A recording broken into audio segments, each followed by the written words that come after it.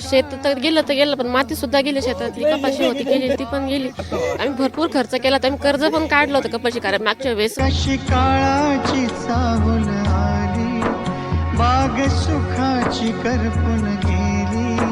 माझ्या डोळ्यासमोर सगळं पीक होऊन गेलं. माझं कांदा चाळ माती सगळी खरडून होऊन गेलेली. कसं विपरीत झालं सारं, होता सोन्याचा